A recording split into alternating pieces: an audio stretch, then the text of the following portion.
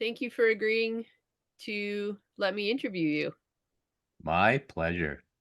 What was it like to receive that request? Pretty neutral. Thought it was kind of a curious request, but pretty neutral. Looking forward to it. Okay. So you know my role as a counselor, and so I might be asking some deep questions. It is what I do for a living. If at any point there is a question that you're not comfortable with, please say so and I can rephrase it or redirect. Okay, sounds almost ominous. Sounds almost ominous. So you were recently just interviewed for a podcast, a gentleman in Italy named Fabio. What was that experience like for you? It's pretty awesome. It was just neat in terms of connecting with him, and this has been my experience over the last 12 to 18 months, and was just commenting on that on some posts today with a link to that podcast, was the ability of social media and the internet to connect people from around the world. And so Fabio had connected with me, I would say probably in December, a couple months ago, a month and a half ago, and on the platform Medium, and had found some of my writing, and he was commenting on some of my stories. I was commenting on some of his. He's got a real interest, from what I was seeing, in language as a language learner. English is not his first language; Italian is, and that is the area which he does podcasts on. Is folks that speak multiple languages but also teach a language. And so he had reached out through Medium and then through LinkedIn. We had connected on different media channels and just said, "Hey, I've got this podcast. Would love to interview you. Are you interested?" Said, "Yeah, absolutely." And so we did a little 15-minute dialogue about a week before we did the actual podcast episode, and then he interviewed me on Tuesday morning. We had rescheduled because we'd had a plague run through our household, and so he had interviewed me on Tuesday morning, and then already posted the podcast up today, and it's almost an hour and a half. We covered a lot of territory, lots of questions, probably even some similar that we'll go through today. But it was a really, really enjoyable experience. Really good interviewer. He'd clearly done his research.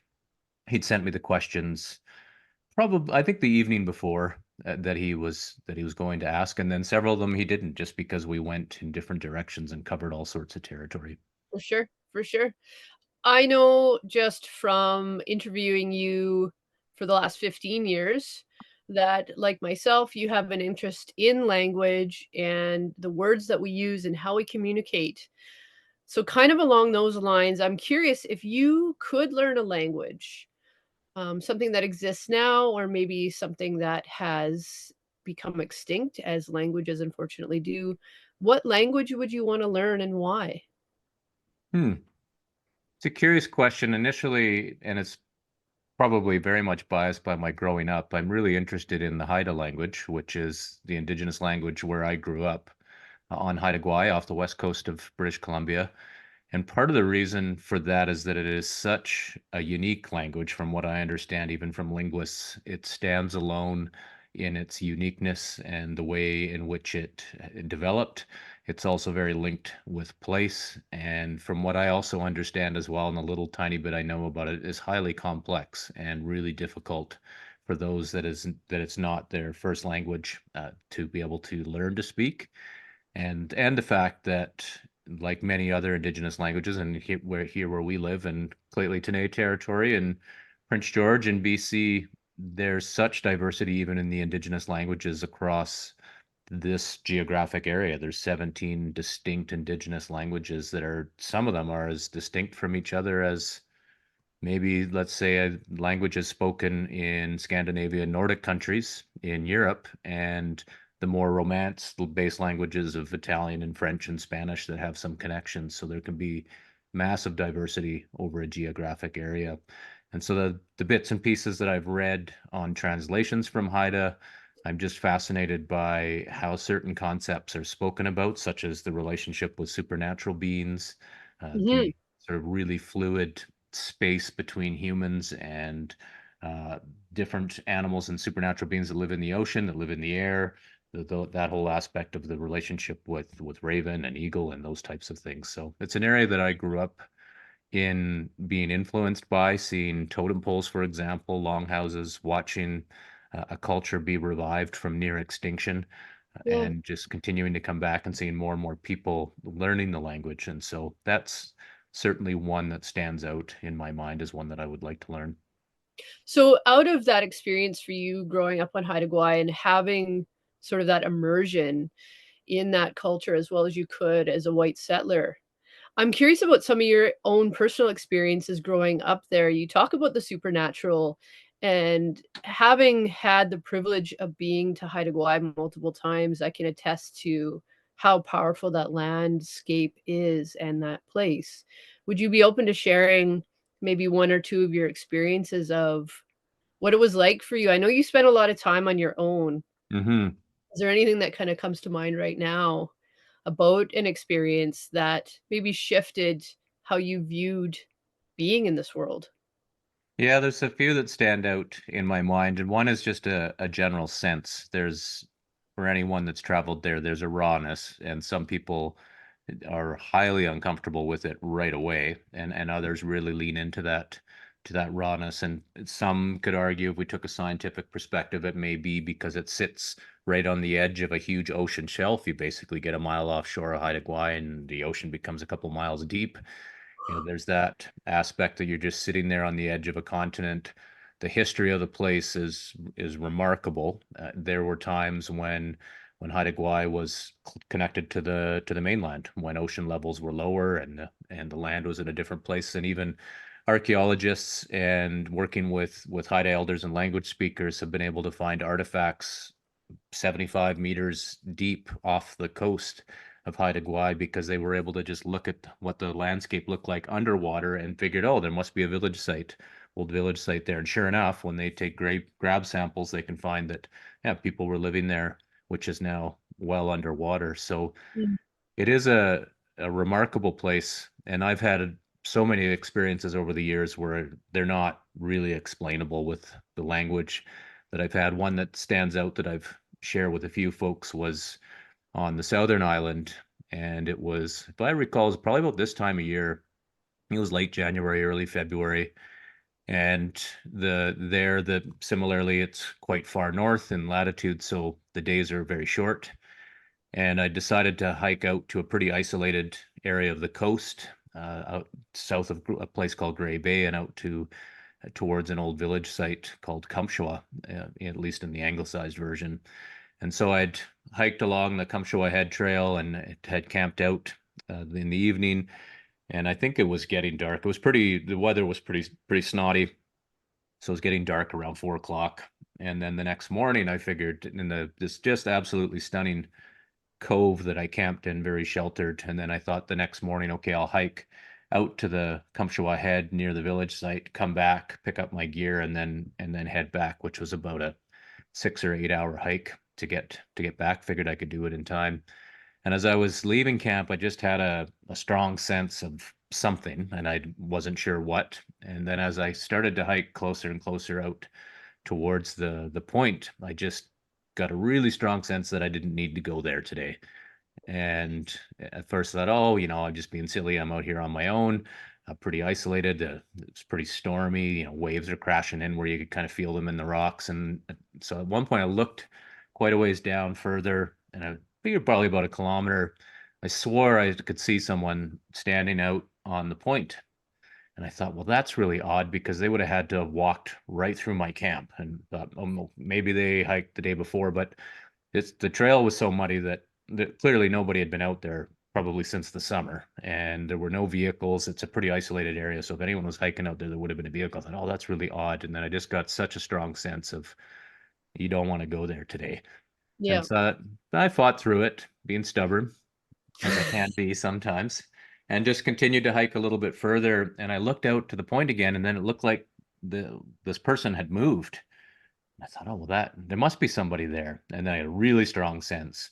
And I thought, oh, I'll just sit down for a moment. And then when I got back up, I looked out there, and whatever was there was gone. And Mm. just basically got that feeling like I'm out of here. And boom, gone. Head down, picked up my gear, got it on, blasted back down the trail. And sure enough, got back out to where the trail starts where we've often camped, and there was no vehicles there. And about, I don't know, was that we out for family dinner, family friends, fellow that's Haida spent lots of time, and he just said, "Oh, you must have seen," and there was a name for her.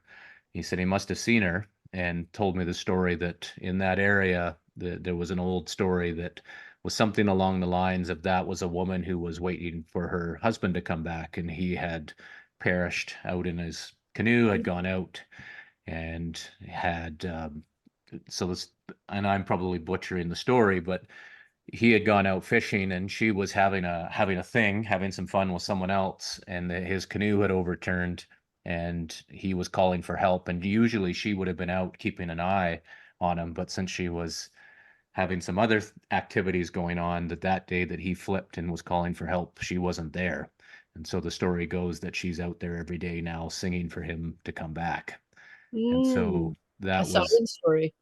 yeah, so that was, it told me that story, the hair stood up on my neck, and I was like, maybe that was the case. And Yeah. that might have very well have been it, or maybe not. Maybe it was just my mind playing tricks out there on a rough and stormy day. Who knows? But that experience has always stood out, that it's just sometimes there's just unexplainable, inexplicable events and things that happen that are this relationship between another world or another dimension. And there's certainly been no shortage of stories or movies or anything else made about Yeah. that. And so I've had enough experiences on Haida Gwaii to say, yeah, there's something to those, that there are places that hold more power that seem to be a gateway to certain things. So So I'm curious about that. You and I share similar histories in the amount of time that we've spent alone.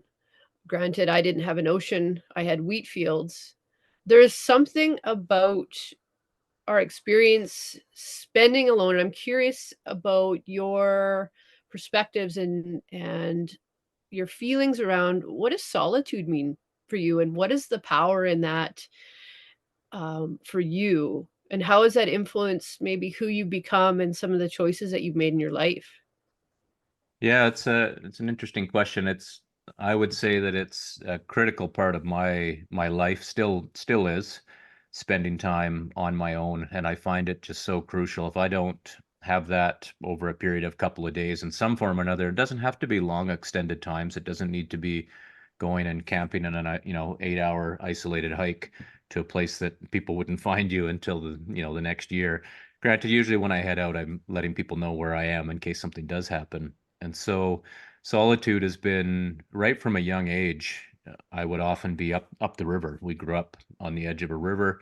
Sometimes it was with friends, and then as I got older and even as a young adult, I'd spend just a lot of time out on my own, and whether that be walking, hiking, sitting on a beach, wherever it was that I was traveling, I've always just found that I thrive in those spaces, and it puts me in a space where I'm that much more engaged with others when I come back from Mm, those and flow in and out of those spaces of solitude. And so one of those was when I was in my late 20s, was riding a bicycle from Inuvik in the Arctic, Northwest Territories, essentially connecting with Los Angeles. It was over 3 years, three different stages of riding, and to the most part, 99% of that was on my own. And so I'd be riding day in and day out just on my own. It was camping was the big part, and some nights were lonely. Ironically enough, some of the loneliest senses that I got on that trip were in cities. And so when I was in the mm, north, it was in Anchorage, Alaska, which was definitely the biggest city that I went through when I looped through the north. So went from Inuvik to Dawson City to Fairbanks to Anchorage. And that was in 2001 is when I did that. And that experience has had a big impact on my life, but I've continued just to spend an immense amount of time still, even to this day, as you well know, often out riding a bike 5, 6, 7, 8 hours out in places that I'm a long ways away from either cell service or being able maybe seeing the odd person here or there. But those are just such important times for me and for my headspace, and just even just to think or to not think and just be. So that solitude is a continues to be an important part of my life and will be until I'm wherever I get scattered when I'm dead on my own, I suppose. So I'm curious about the distinction between loneliness. You mentioned that a couple times, and I can appreciate, yeah, being in a city, there's a hustle and bustle there that can be exclusionary or um, almost overwhelming that it pushes you into your own world, I guess. But I'm curious to hear from you. What's the distinction between solitude and loneliness? What do those terms mean to you? Hmm. Be hard to really pinpoint it and put a finger on it, and especially because loneliness can come from so many different avenues, so many different motivations, triggers. There can be Mm, nostalgia, for example. I can get some of those periods even when going to Haida Gwaii and spending time out on the beach and just having a memory. And you never know where those are going to come from. People that have passed, those types of things, or people that have changed. So it's really difficult to be able to pinpoint it, I would say. At the same time, I would also say that those experiences of loneliness are critical for being human, and to just sometimes sit in them and have that little bit of an exploration or self-dialogue. And where is this coming from? Why is this surfacing now? And not in a shame or blame sense, just in a, mhm. a curiosity sense about what, and not even sort of a what does this have to teach me? Just more about what is this? What is this feeling? And why is it there?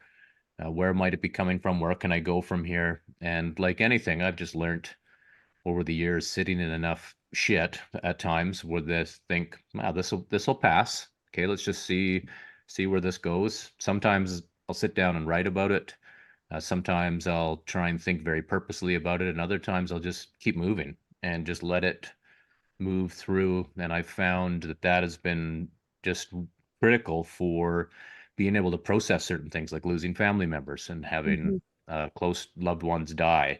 Those types of things. There's going to be emotions and feelings that come up with those, and they don't necessarily need to be overly named or like a conclusion met or a solution come to them. Sometimes you just got to let that flow through in whatever way it's going to flow. So as I kind of hear you talk right now, and my experience of you knowing you over the years, your relationship with yourself is quite unique. And I'm curious about some of those aspects in you that has allowed you to solidify that relationship with yourself. How do you keep that relationship strong? What are some of the tools that you use? And can you maybe explain a little bit of that arc of how your relationship with yourself kind of came to be? Like, were you just born this complete David creature, or were there some events that really helped to kind of gel or congeal, who you've become, this confidence? So hard to say. I think at times there was always a confidence there from a young, like I said, from a young age, probably Mhm. even my traveling, and so potentially we could get into experiences. So when my folks split when I was very young, my brother and I, and this is just sort of people can't even wrap their heads around this in the present day, but we would travel from Haida Gwaii, which is off the coast of British Columbia, into the interior of BC to a town called Williams Lake. And to get there was either about an 8-hour ferry ride from Haida Gwaii to the mainland. Then we would get on a Greyhound bus in Prince Rupert, 8 hours, 10 hours to Prince George, and then we'd have to transfer buses. So Prince George, where we live now, and then we would do another, 4 or 5 hours south to Williams Lake. We started doing those trips in the summers to go spend 2 weeks with our dad, and we do them alone. When we started, if I recall, I think I was 4, and my brother was 8.5 or 9. And so Wow. off we'd go, and there were different times. We did those for a few years, and for so many people, it's just unimaginable to do that. But the bus drivers would look after us. They would make sure we were back on the bus. There was a few times maybe when our dad would come out and pick us up. But we took that and transferred that. So often my brother and I would spend time on the river, but we'd go to different places to fish. And maybe it was honed there. I don't know, but there's certainly always been a sense that I can remember even as a teenager on sports trips needing to just separate myself off from the team for a little bit and just go sit on the bleachers, on my own in between games, just to get that space. So maybe I was born with that wiring in there, and maybe it's a both and situation where I started at a young age and looking for that. And then as I got into being a teenager, and especially as a young adult, I realized just how important that time was for me and my well-being. And so it became very purposeful. I can remember just from late teens, I moved out of home young, left and went to travel to Australia for a year when I was 18 and had, $900 in my pocket and ended up being at a return ticket and just figured out how to be there for a year doing whatever job imaginable and absolutely loved it and still look back on those times. And similarly, just have traveled on my own over the years, Belize, Guatemala, into different places that just I love that experience of it's just different when you travel alone than when you travel with other folks and who you meet and what sort of synchronicities can happen and how those experiences play out. And so Mhm. that has just continued. It's been very, very purposeful for me to continue to look for those experiences and to set them up so that I can get that time alone. So tell me a little bit about some of the tools that you use. I know writing has been a big part of your life to maintain connection with self and make sense of some of your thoughts.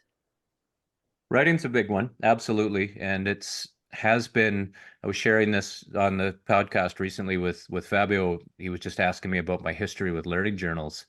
And the first journal essentially I kept was when I went traveling to Australia and I had a day planner and I'd had it because that summer I had been tree planting in the interior of BC. It was my first time spending time around Prince George, 1991, I think it was, 1992. And so I had this day planner that I had used to track how many trees I was planting on a daily basis. So you keep your own tallies plus give it to your foreman and you get it's piecework, so you get paid by the tree. And then when you get your paycheck, you can make sure it was accurate. So I had this day planner that I would track that in.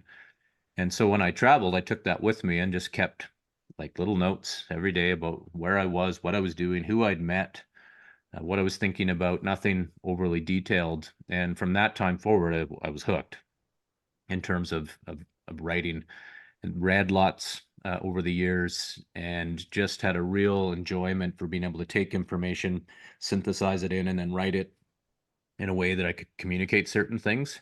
And now, as you well know, there's boxes and boxes of journals that are around. Some of them are just full of mental jibber jabber, often just Mhm. get it out of your head, free write, and then lots, especially over the last decade, is very purposeful, research based, keeping ideas and notes with the thought of using those for other things in the future.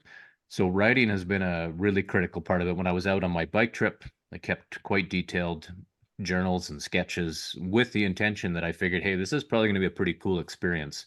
I'm going to want to write about this some more someday. And over the years, I've made various efforts at it. Here we are 20 years later, and I'm still talking about writing a book about that. So writing has been a critical part of it. Also, that time alone has been really important.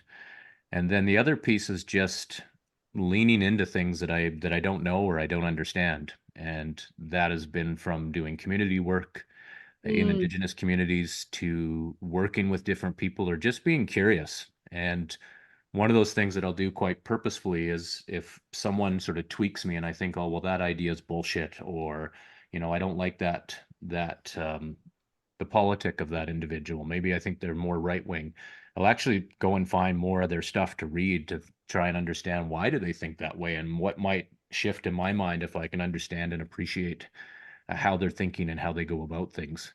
And that is also quite purposeful and just trying to do that. Not all the time, but it is just sort of in my nature to get into the thinking and try and figure out why somebody is thinking in a certain way or just understand it more than figure it out. And so I would say the combination of those all together, with the last one being just being physical. It's right. so critically important in movement, whether it's walking, cycling, going to the gym, just moving around and allowing thoughts and ideas to move around with that. And it's funny, I find even now in creating content and otherwise, I'm far more comfortable shooting video while I'm walking with a phone and basically a selfie stick than I am sitting down, turning on a camera, putting the microphone and setting up. And so I've got some of those on YouTube, and I've just found that a funny sort of quirk that I've been exploring and saying, well, why is that? Why am I just so much more comfortable out there walking, holding a phone, which can kind of look a bit ridiculous when people come across you. So Yeah, I hear that. So you grew up with a journalist for a mother who had her own way of organizing thoughts and doing research. How has that influenced the way that you are in the world and how you seek out information and collect? That's probably something I'll be reflecting on for decades to come as long as I'm still breathing. So, yeah, absolutely. Mom was her sort of training, her formal schooling was as a journalist, and she was the editor of the local paper at different times, a writer at the paper. I can remember her being a writer for the local newspaper, for 6, 7,000 people, and sitting basically under her desk while she, as a really little one, before preschool, while she was clacking away on a typewriter. And it wasn't probably until I got quite a bit older, just understanding how much more they've both my mom and my stepdad were engaged in that work. And so I often tell the story, we had in our household in the early 80s one of the original Macintosh computers. And so my parents had, over the years, they did basically whatever job they needed to do to raise, sometimes it was 4 kids, anywhere between 3 and 4 kids in the household, to whatever job needed to happen. But they also had a real desire to do their own thing. And so they had a magazine that they put out called This House, and they had bought the Macintosh computer to do the layout and desktop design and the word processing, and put that out for a few years, off and on at different times. It was just sort of a dream that they had. And my stepdad, that was basically where he taught himself graphic design Mhm. and communications, and he's done that for the rest of his life since. And so it's sort of this fascinating arc of how that went about. But over the years, my mom was involved in so many different projects that involved writing and research, and I come across it honestly. The big joke growing up was that she would start these binders on whatever thing she was into in the day, and often it was 5 or 6 things. And in the meantime, she'd have a bunch of novels going, I think oftentimes just to turn the brain off a little bit. Mhm. And so, especially as the technology came, the internet was probably one of the most amazing things that ever happened to her in her life, because she could just go on and just print these remarkable binders of information, everything from textiles to thoughts around community dialogue sessions and facilitation. I worked with my parents on some of that stuff, community development work in the early 2000s, late 90s. And so she had journals going, and different, always had pencils. The office supply store was always her biggest thrill anytime she traveled off the island, was to get, more materials to do more writing. And as I became an adult, we talked more about it, her dream was always to be a writer. And so in many ways she just wasn't in the sense of, putting out a book or an autobiography or whatever else. But the amount of published writing that she put out is quite remarkable, or edited. And that was something that she had a remarkable skill for editing. And at different times when I was in some professional projects, I'd asked her to assist me with some editing, and she would often be very respectful, sometimes very pointed, but also really respectful about, hey, why don't you think about this? Too many words, too much language. And so there were often books around about that. And now, after she had passed, we've got some of those sitting in our bookshelf. So she was often thinking about that art of communicating through writing, and as well had a real admiration for people that were able to do that really well. So maybe someday, if her notebooks are still around, the only challenge is similar to me, is that her writing is near we can't read it. It's what is it, legible, just illegible, Legible, not yeah. legible. Yeah. So it's remarkable how much research and how many binders and how many notebooks she had around as well, right up to the day she passed. She was doing massive open online courses, MOOCs, on archaeology and the social mind of things, like thinking with things. And I've got those books and written some articles based on those and her notes in there. So she had quite a remarkable brain. We can just say that. So you had the pleasure of growing up with thinkers and artists. Yeah, I suppose I did. Yeah. So thinking about stationery, I'm curious about the physicality of your engaging in writing. What are some of your favorite tools? Like, you're not writing with a, um, Sharpie on a whiteboard, right? Like, what are the things that you notice work well for how you flow? Hmm.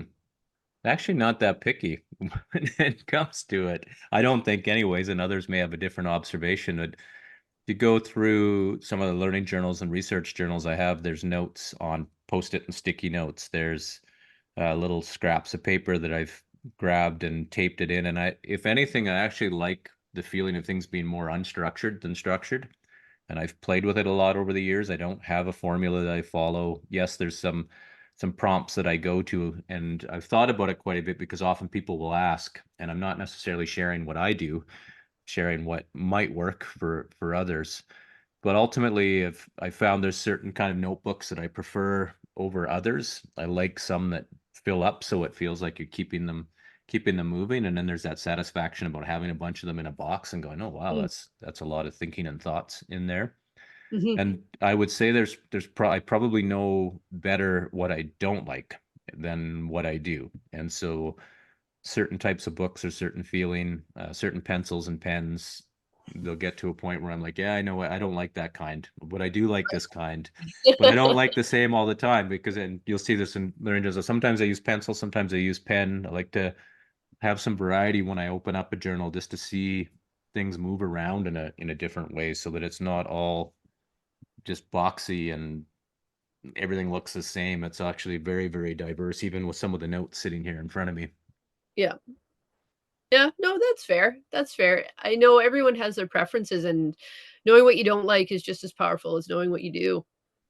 Sometimes it's all we've got in life. If we can figure out those pieces of those things that we don't like, or people that aren't necessarily our favorite to hang out with or engage with, or certain, those types of things, that can be really critical information to have in knowing the things that we don't like and trying to keep those out of our life. Absolutely. I'm just gonna take a moment here and flip through some of my questions. We covered a lot of the things that I was kinda curious about. Ah, I love this question. I will often ask this to people. It just kinda gives me a little bit of insight into how they're wired, what the preferences are. So if I was a fly on the wall of your ideal day, what would it look like? Walk me through it. I think maybe you have been. Maybe you've been on the couch beside me, essentially like a fly on the wall. Uh, it would be like many of the days have been over the last little while since I left salary employment, 8 to 5, and set out to figure out my own thing and to be able to make an income, support a family, support the type of lifestyle that I want to be living, that we want to be living, that we hold as an ideal. And so a lot of those days have occurred over the last 18 months or so, 20 months. In April to be 2 years of just walking away cold turkey from employment and trying to figure this life out. And so that would be having the ability to have coffee in the morning, relatively uninterrupted, but we've got kids and kids need to get to school. Those things happen. So there's that. But the nice thing is often I'm like, okay, I know there's a time coming when they're going to head off to the bus. And then there's going to come a time in life where they're off being adults, we Mhm. hope. And so there's that aspect. And ideally, I like it to be in a space where I've got light coming in, similar to where we live right now. I can look out to the lake, sun shining on the sunny days. It's pretty great. Even this morning, we were both remarking on the lenticular clouds that were forming and coming in. So, and what I've discovered over the years, and I know this even from my employment days, is my most sort of creative and productive time is that 6 a.m. to probably about noon, and just having that ability to sit down and write what I want to be writing and thinking and synthesizing. And so there's rarely a time when I just sit down and purely write. I'm usually stopping it. And, these days I'll often go to ChatGPT and ask it some questions and try and get it to mash up some ideas or ask for what are some leading thinkers in this area. Then go and look at different places. Sometimes I'll go into the scientific research papers. Sometimes I'll go out into the, blogosphere or Substack or LinkedIn and just think through how different people are thinking about the things that I'm thinking about. And so that's a really important part of my day. And then usually I'll find is about mid-afternoon is when I like to walk. or when the weather is nicer. Right now we're in winter or semi-spring, is often that's when I'll get out for a bike ride. And then it's funny, I was just sharing this with some friends last night over a beer, and then just saying there's usually, for you and I, it's about dinner and kids come home and catching up and how was the day, what's going on. And then usually in the evenings, about 7 till about 10, I'll often have another burst of just wanting to sit down and think through and work on a project. And then as of, I would say probably the last 6 months or so, I've started to half start projects, half start drafts, and then I leave them so that I can when I get back up the next day, I either have something to return to finish off, or I move on to another project. But there's usually always a bunch of half started, half cooked ideas in a draft, whether it's a medium story or something. These days I've been using Notion to store some of those thoughts and put those in. And so in many ways, that's kind of the ideal in many cases. Not, and I wouldn't say it's day in, day out, day in, day out, day in for 40 days straight of that. I like to have some variety. So next week, for example, I will be doing some traveling into the mountains, which is fantastic, and just seeing different people, meeting new people, doing a little bit of traveling, getting a bit of time on my own, and then again those long periods of being able to just sit and write and think some more, do a little bit of connecting with people. That's like meeting Fabio, who gave me gave me the invite to come on the podcast. And so that whole area of social media I find fascinating. But I just don't spend much time there. I'm usually limit myself to about 10 minutes at a go to connect with other folks, see what's going on, see what people are posting, and then I just move on, get back onto my own stuff. Mhm. I'm fascinated by kind of circling back, that relationship with yourself, your ability to come back to self, and your awareness of your boundaries, I think is really interesting. Understanding where you end and something else begins. There's a lot of people that have an unhealthy relationship with social media, for example, and I can appreciate that. I've been down that road myself, kind of confusing it with actual connection as opposed to a medium and interface for things to occur. So you've kind of found, it sounds to me like a sweet spot of how you want that to work for you. Yeah, I would say so. And it's one of those, uh, maybe there's a different dopamine release that happens in my brain. I don't know. I've just never enjoyed death scrolling on social media. I've just found it's just not a lot of interest. And then these days, especially being interested in building my own sort of profile and work, and I'm curious about what other people are doing. But I was reading a story just the other day. A fellow another fellow writer was saying, "Oh, I've had to delete everything off of my phone," and I just thought, "Oh, that's interesting." And I just don't interact much on social media on my phone. It's almost always Mhm. on a desktop. I think maybe that's part of it. Part of Right. it is I'm getting older. My eyes aren't, as good as they used to be. I don't like staring at a phone. So there's that aspect to it, but it's also just doesn't. It's not necessarily that I get bored. I just like this isn't really any purpose to this. And I've got the folks that I know that I like to read and to check out their posts. But there's also this whole element right now in the creator universe that everyone else is just trying to get more followers and get reads and get impressions. And, there's that whole level of authenticity or inauthentic, or a perception of inauthentic posting and engagement. And see it on different platforms. Like it's basically like a follow for follow mentality. And I just wrote an article about that's the difference between having and being. And so I'm Mhm. far more interested in the latter, in the being part of it, being a solopreneur, being a writer, not having 10,000 followers on Medium or Twitter, or any of those other aspects. So I'm very discerning in terms of people that I choose to follow purposely and try and see their stuff. And really, we're at the mercy of algorithms on so many social media platforms. Some of them really suck Mhm, at mhm. understanding what it is that I'm interested in reading. And so that's that aspect as well. It just becomes about you know there's just so much that happens there that is just outside of my realm of control or interest. I'd rather spend far more time, as I say, in that realm of things I can control. And so I keep it limited, and I just haven't found it all that challenging to get lost in social media. And also just because there's just so much shit out there. Yeah. There's some Yeah. really great stuff, but you've got to you've got to search and get to know folks and see those aspects, but there's also just a lot of garbage and AI generated, Totally. follow me, hustle bro, especially Twitter, just so much hustle bro. And I'm just not just like, no, I don't even want to waste any time doing that. I'd rather just write my own stuff or stare out the window mindlessly or take the dog for a walk. Mhm. So you just used the term solopreneur. That's kind of a new term, to encounter. What does that mean for you, and what kinda led you to launching into that world? Well, it's funny because I do have his book here, and I can already hear the eye roll of some people out there. I've seen that on social media where people are like, "Oh, I don't even follow people that say solopreneur. That's stupid." And I'll say when I launched out into doing my own thing and said, okay, I'm going to figure out how to be a digital writer and make a living from it. You and I talked about it at length, and that's been the process over the last couple of years. When I first heard the term, I sort of rolled my eyes to a certain degree and thought, oh, here we go. It's like companies that screw up the spelling purposely, like spelling school, SKOOL. And I just sort of, oh God, here we go. But then the more I read and thought about it, and I was mentioning this earlier in one of the questions around, okay, well, I'm going to lean into this. Like, why am I rolling my eyes? Why am I not comfortable with that? Or why do I think it's stupid?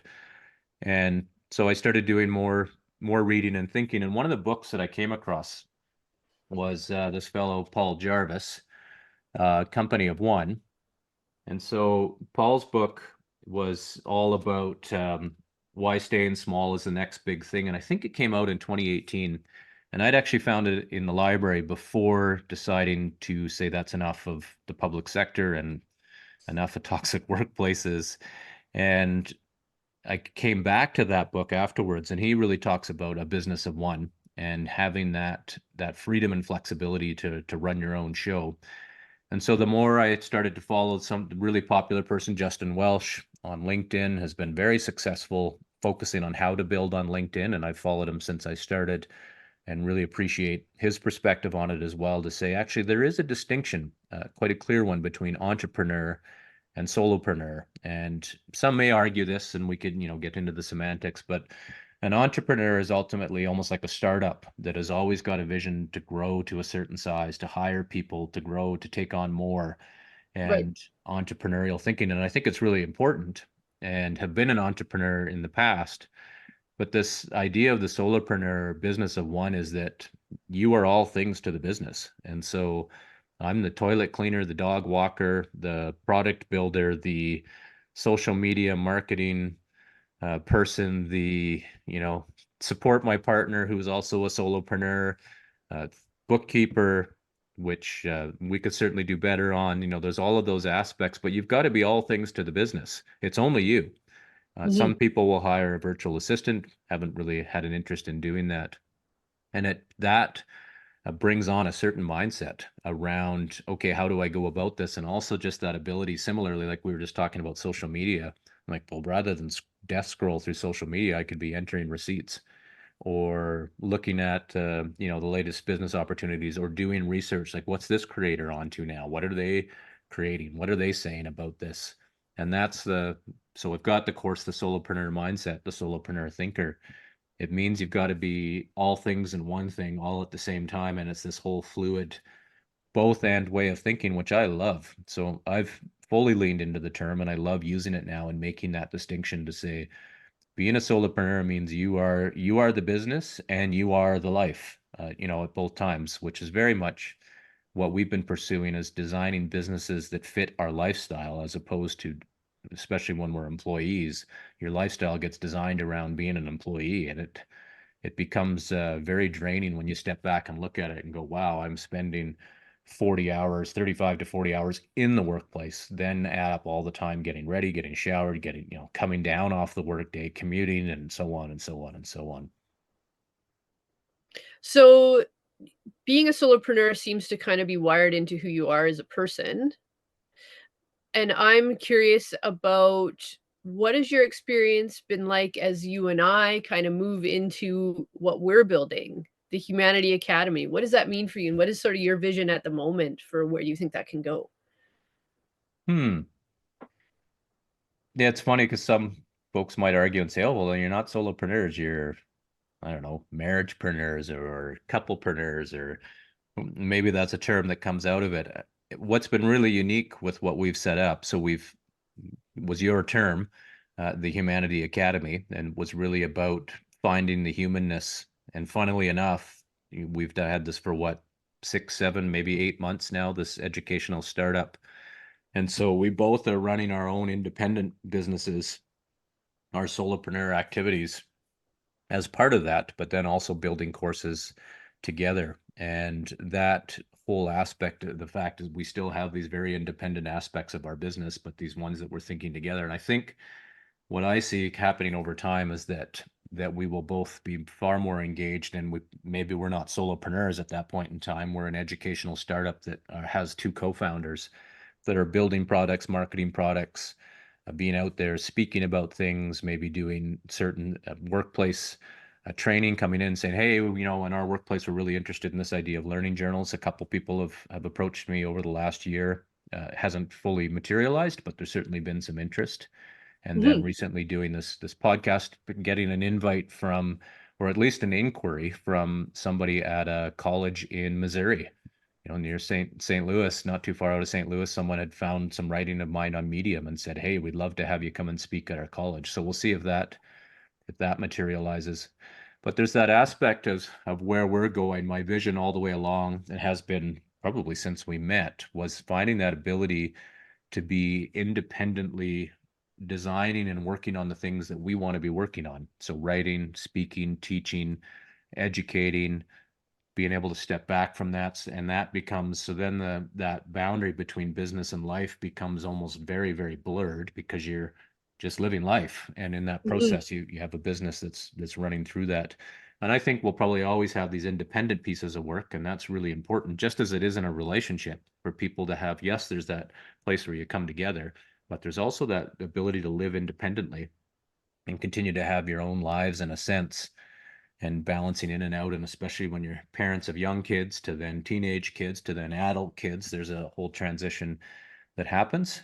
And so the vision that I see, and we're starting down this road now, is having more products out there. We've been very mindful, slow, steady about thinking about those things. Also, our own discomforts coming up around creating products, videoing, posting it out there, like, who the heck am I to be talking about these things? And so once those products start to be able to move, and we've been able to see with free products what people are interested in. Clearly, we've picked up some signal on what people are interested in. Now designing the paid products around that, and ideally get to, I don't like the term passive income, because it's not. And Mm. people will say, oh, you're bringing in income while you're sleeping, to a certain degree. And 4 billion people on social media, 5 billion people can access the internet. There's a huge opportunity in this $250 billion a year creator economy. And that's where I see that ability to be able to design those products that are useful and helpful in people's lives. And that's been our goal all the way along, is not to just design a bunch of bullshit because that's the latest and greatest thing. It's more about meaningful for us, and that certain aspect of putting our own oxygen mask on first. Hey, here's some things we've implemented and used in our life that have been really helpful. Maybe Mhm. they will be in yours, maybe not. Don't sign up for it, don't read it then, if that's not of interest to you. And so I think over time I see us being very successful in having those types of products, as we continue to be mindful and asking people, is this working for you? What's working for you? What's not working for you? What are you interested in seeing from here? And I think if we do this interview in another year or so, we'll be in that position where that work is being self-supporting.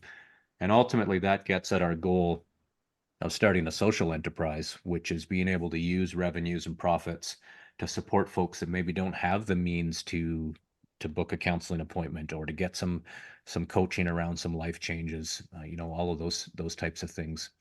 And that doesn't happen overnight. It's like anything, our kids are masterful skiers now in their teens, but they started when they were 2. And over time, they've leveled up. They've got some coaching. They got a little bit better, a little bit safer, a little bit better, a little bit safer. And same with their biking. And similar for you and I, you just level up, just purposefully and gently, as opposed to, oh, I'm going to post for 30 days on Twitter and get 10,000 followers. none of that's sustainable, from what I can see, from what I'm looking at, nor is it what I'm interested in doing. And clearly, you're not interested in that kind of approach either. So thinking about some of the things that you've shared so far and some of the themes that's kind of popping out in the word cloud of my brain is intentionality Mm. and the concept of mortality. We don't talk about death a lot in our society. It's one of those taboo subjects, but I know in our household, it's almost daily. Either we're joking about it or we're talking seriously about it. How does intentionality and mortality intersect for you? And how's that influenced your life? It's had a big influence, and it's funny because I have a drawing, an illustration that I did that's called Intentionality, and I talk about that in terms of posting online. It's linked to, the word of the year in 2023 was authentic, as we go through AI and AI producing. And it's not, again, I'm a both and thinker. I think there's real power in AI, but if you're just churning out content using it, I'm not interested in that. That means there's a space for others to come through it. And I very much agree that I think maybe both you and I have written about it recently around death thinking, and that you can't avoid it. It's coming. And so a big part of our motivation and my motivation for walking away from the workplace, a darn good salary that I could have sat in there and continued to get my good solid paycheck every 2 weeks, built up my retirement account. But my biggest fear was that, I end up being another 40 something or now early 50s heart attack victim because my soul had shriveled up and my arteries had gotten hard. And one morning I just don't wake up. And so that was using that not in a morbid sense, but using that as motivation to sort of really look and say, what do I want to do with the time I have? There's only so much. And that combined with our own experiences of having so many deaths in our family of loved ones over the last 5 to 6 years. And I think a big part of it, when I think back as well, is that when my sister passed in 2017, I'm going to say, and so medically assisted dying is legal in Canada. And I essentially signed her death warrant. And Mhm, that was so she needed somebody to sign off, and my brother couldn't because he was the executor of the will. And so that was signing off and saying, yep, there's someone that is of complete sound mind. She had brain cancer, it was terminal. And so she had made that choice with dignity and mhm, with very clear sense of direction. And so I ended up signing off on those papers, and it's certainly something I've reflected upon over the years. And her passing, and then all four of your grandparents, and then two more of mine, and then an aunt and a brother-in-law, and then my mom and friends, a kid in a car crash. So those types of things start to hit close to home. And then in the past year, a fellow who was a semi-professional cyclist, died heart failure. And then a colleague just recently in the last couple of weeks that I talk to every couple of months. So all of those start to accumulate in the thinking to go, we don't know when it's coming. And mhm, so rather than shying away from it and being afraid of talking about death, actually using it as a motivator. And I can remember thinking about this when I was on my bike trip and having some close calls, having tour buses brush past my shoulder. I was riding north out of Los Angeles in the early 2000s. And at that time, cell phones were a little bit more popular down there than they were in the north. But tiny little shoulder, a bike width wide, riding on a Malibu up against the cliffs, all those highways that we see in the movies. mhm. And so there was enough experiences there where I thought every day, there were hundreds of opportunities for me to die every hour as I was Yeah. riding through California, getting hit by a vehicle. And because you can't see what's behind you, and then I'm deaf in my left ear, so whenever I'm riding on a road, if I'm not facing the right direction or the wind's coming in, I can't even hear vehicles. And so in Alaska, all those tour buses, the motors are on the back of the bus, and so you can't. I would feel the buses before I would hear the buses. And often it was almost like looking and seeing, the seniors on the bus tour, like their faces going pew, pew, pew, pew, pew, as I'm looking up beside me. So I had to be thinking that, and I rode across the tundra in the Northwest Territories with tundra grizzlies. Thankfully, I never saw any, but I had no trees to hang my food in. I was totally exposed out there in my tent. And I often would laugh and think about the Gary Larson cartoon of polar bears ripping apart an igloo and saying, "Oh, I love these things, crunchy on the outside, chewy center." I was like, "Oh yeah, I'm going to be the tent sandwich for some grizzly bear." And bizarrely enough, in 10,000 kilometers of riding between the Arctic and Los Angeles, I only saw three bears the whole time I was out there. And funnily enough, it was closer to urban areas. So when you lay in there, I'd wolves go by my tent one night. You start to death thinking can be pretty close. Like uh, it's coming at any moment, or maybe it's 40 years away. Who knows? What do you want to do with that time? So I would say I think about it at least weekly, if Mhm. not almost daily. And I was writing about that recently, where some philosophers in the 15th, 16th century, they had skulls, human skulls on their bookshelves to remind them that death's it's ever present and it's inevitable. It's coming for you, you know, death, taxes, and gravity. Those are all the sure things that we have in life. Interesting. Well, just thinking about here as we're kind of winding up our time together, is there anything that's sort of been top of mind this week that you're puzzling through? Well, I had a text come in last night. I had to stop in mid-conversation when a colleague of mine was talking about operational unexcellence. I laughed out loud and thought, okay, I got to write an article on that. And he works in post-secondary. He worked in healthcare before that, so he's been in the public sector. So we had a good laugh about operational unexcellence. So that's one thing that's sitting in my mind. The other is getting closer and some video to do around learning journals. And so we're getting ready to launch our first paid course. We've had excellent response to our free course, the Learning Journals Crash Course. So now I've got the Learning Journals 101, Shift Your Thinking, Change Your Life. And so I'm pretty darn excited, but also, some apprehension around putting out our first live course. We'll see. Maybe it falls like a dud. Maybe it shoots off like a rocket. Hard to say, but there's clearly been interest building. It's kind of like you can feel this good pressure building, really positive signals coming in, more people reaching out about it, and I've been loving writing about it. And I had picked up a signal on this over about a year ago, actually almost bang on a year ago. I did a course last January and wrote a bit about learning journals, and it clearly was the theme that stuck out the most. And so we've been writing quite a bit about that, and I feel like we are in a space with our educational startup and business where it's going to become much more business-like in a sense. Now we're in that opportunity where we can get some products out there, have that impact on people's lives, and also figure out a way for that to be a viable way to make a living and support a living. And so I've got that work that I'll be doing today. I've committed. One of the things that I find when I'm working on something is I'll just say it will be live on this date, even if it's not done. And so there's some creators I've seen, and I took a course that was quite expensive where they were building it while I was in it. Yep. And that was part of the reason I wanted to take the course. It's now become a highly successful course that has just been rocketing along. I think there was another 50 people signed up to it this month, and they charge 5 grand.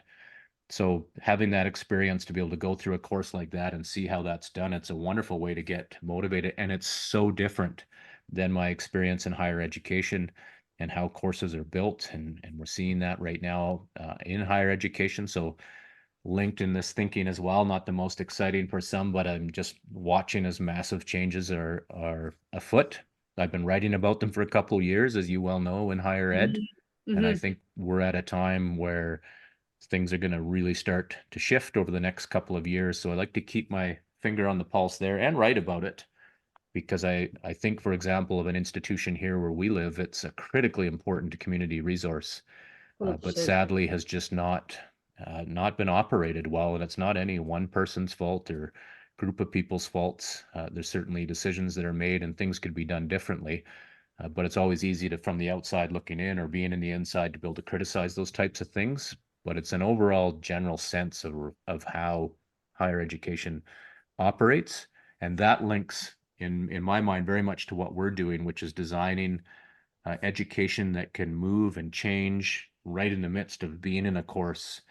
And we've designed the Humanity Academy around the thinking that there are huge gaps in traditional education systems around things like emotional literacy, having a healthy relationship with self, interpersonal communication, conflict management, all of those types of things. And that's what we've been building, is to try and fill in that gap that we've seen and experienced and are hearing from other people. So So it's a one last lot. question. As It's a as I lot. as I kinda think about, what you're talking about, I kinda wanna wrap it all up with what we've explored so far. Of course, another thinker question. For you, what is the link between vitality and education? Interesting. I would say it's probably not, and again, we could get into semantics.